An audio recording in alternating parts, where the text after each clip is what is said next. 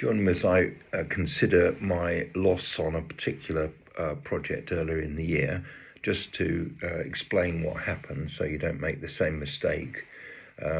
We engaged with a vendor about October 24, and this person had a closed down care home which was for sale, and we looked at this property before but could never reach an acceptable price for the property in its current condition. Obviously it needed refurbishment and conversion in order to increase its value. So our plan was to carry out development of the existing building into 10 one-bedroom flats, and then because the price of the property, including the garden, was very high, we planned to develop in the garden as well. Now, obviously there are constraints on development in the garden, but it was a big garden, so certainly it had the potential to be developed. And we knew that in this particular property there'd been a planning approval in 2013 for an extension to the existing building of about 4,500 square feet. The building itself is 7,000 square feet, so more than a 50% extension of the building had been allowed, but the planning application permission had expired. So we were considering use of this building for specialised supported housing, and we're working with a specialist developer who is in that field, and we had a lobby with the specialised supported housing commissioner in that area, and eventually the word came back, yes, the specialised supported housing commissioner was interested in this building.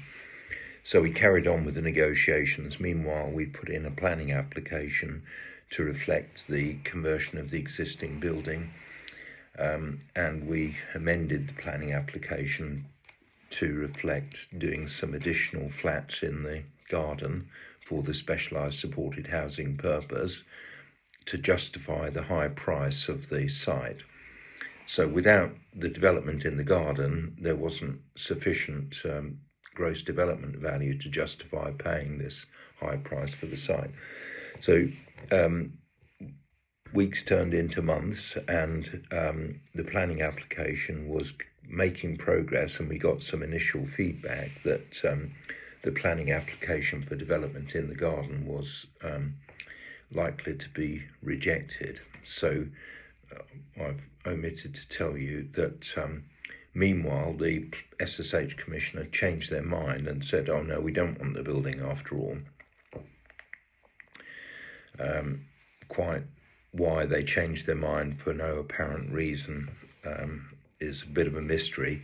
But anyway, we proceeded to look at the site from a commercial development point of view, and once we got the indication the planning approval was not going to be accepted for the full development in the garden, then really the value in the property wasn't there. So we had to basically look at a reduced value and therefore a reduced offer for the building. And meanwhile, the vendor lost patience and pulled out of the deal. So we lost money on this one because we spent time and therefore solicitors' fees engaging with the vendor of the building. We were very confident that this was a very suitable site for specialised supported housing, and you know, in our opinion, it probably still would be, but the SSH Commissioner decided no, they didn't want the site. So it became something which, when you looked at the figures for development privately, then it became unviable at the sort of purchase price that was envisaged by the vendor. I mean, and I have to say, having looked at this site over a number of years now, since I first went there in 23, I think, and the site was always overvalued. The property asking price was 1.8 million, And from the outset, I knew that the property was probably worth £500,000 less than that. And the only way you could justify the higher price was to get development in the garden. So our first offers were along the lines of subject to planning offer.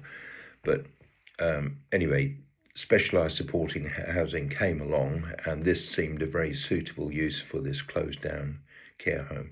So it's really just a word of warning: don't spend too much money on planning applications and legal costs unless you're fairly certain of the outcome. Is a bit of a marginal one, this one. We were fairly confident because of this extension in the garden having been approved before, 4,500 square feet, so that's potentially 8 or 9 flats, that there would be approval for this, but you can never prejudge what you'll get planning approval for.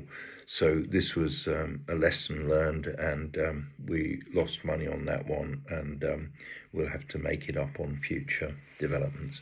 Anyway, if you want to speak to me about anything you've heard or seen in this video, don't hesitate to contact me. That's Alan on 07539 141257 or 0333 224 1257. You can schedule a call with me at calendly.com/AlanJE, or you can simply drop me an email at alan@alpusgroup.com. Cheers for now.